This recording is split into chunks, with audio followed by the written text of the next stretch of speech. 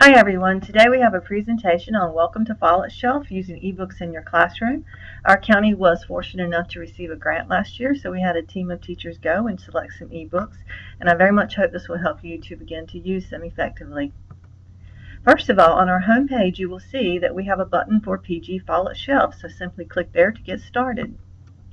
Next, at the login screen, you will simply use your email username, and right now we all have PGHS for our password. Students are also able to access Follett Shelf. They all have individual accounts, and they just use the usual information that they do use to log into computers. Note here that as we go into Follett Shelf, it shows that we have 204 titles, so we're just beginning our collection at PG. Also, note that the infinity symbol that you see in the alcohol information for Teens Health book, that symbol means in that book we have unlimited copies, meaning that any number of people could have it checked out at one time. If you don't see the infinity symbol, then that means it is just one copy per checkout, just as if it were on the shelf and we had just the one copy. Alright, to do a search, you're simply going to type in the search box at the top. We have selected American History here, and we find 26 items for American History. If you're interested in a title, you simply hover over it to view a brief description. You click on the I on the bottom right of the book to receive some brief information about that book. So once you click on that I, you will find an overview, such as you see on this screen. Notice here that we have just a very brief description of the book, and you'll see that it shows how many pages we have in the book. So it's just some brief information there. You can check out the book by clicking here where you see checkout/hold. It will automatically check in 2 weeks later. This is one of my favorite things about ebooks, is that there are no more overdues. It will just automatically check itself in. You can also check a book in yourself if you're done with it before that time. You can also simply open it for viewing, as you see from the other icon on the screen. If you click on open instead of checkout, it will recommend, it has every time for me anyhow, that you check out the title for optimal viewing. You also have links to contents, publisher permissions, and bookmarks. Once you check out a book, you'll note the due date it will show you, and remember that they are automatically checked in if you don't check them in before the due date. Many of our ebooks can be highlighted, and it shows you there over on the information that highlighting is supported for this particular book. Click here, you'll see the table of contents over there on the left, and over there on the left you'll also see publisher permissions, which will tell you if any pages may be copied, and if so, how many. For example, in this book it says that 30% of the book may be copied.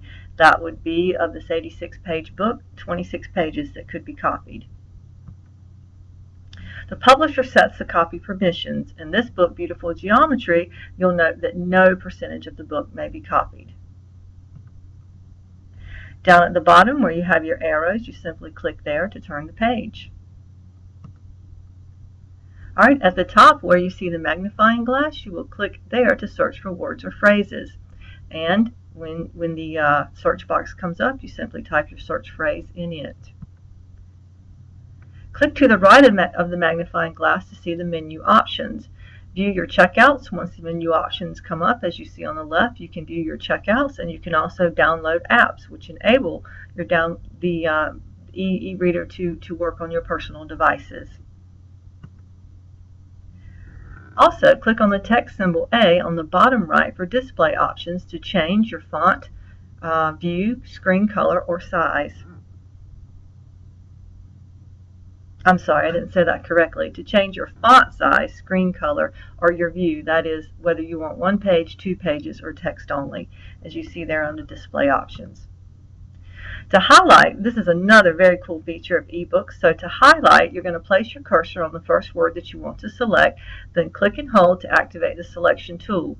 Drag your cursor over the text that you want to select, and once you have selected the text, other options will show, including a drop-down box to change your highlighting color, your notebook icon to add a note, a dictionary to look up a word or phrase, and an X to remove the highlighting. So you see that little toolbar there in the page that shows you all of those options. We have pink highlighting, but again, you can change that color as you so desire.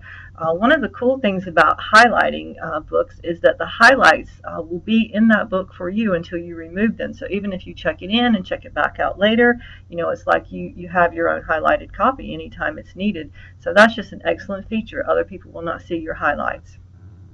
To return ebooks, if you finish early, click on the menu icon in the upper right, go to My Checkouts, which shows a complete listing of the books, and for each item you will see a return entry icon, and you simply click that to return your item if you're done with it. To review any of the instructions that we have had on this little tutorial, simply go to the Help link on the menu. It provides an excellent overview of Follett Shelf. I really hope that you all will use the Follett Shelf and get your students actively engaged in it. We'll do all we can here in the Media Center to spread the word, and we appreciate your help with that. Please check to see if there are any books in your subject area that are going to help you with teaching this year.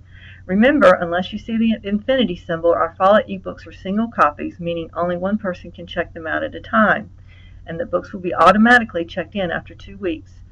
Manually check them in before that if you no longer need them. Your individual notes and highlights will only show for you, and they will stay intact unless you remove them. Remember, to access, you simply go to our home page and select Follett Shelf. You can skip the prior step because we rearranged the home page, so now you can go directly to Follett Shelf. Students may access Follett Shelf with their computer logon username and password. Help us spread the word. Thank you so much.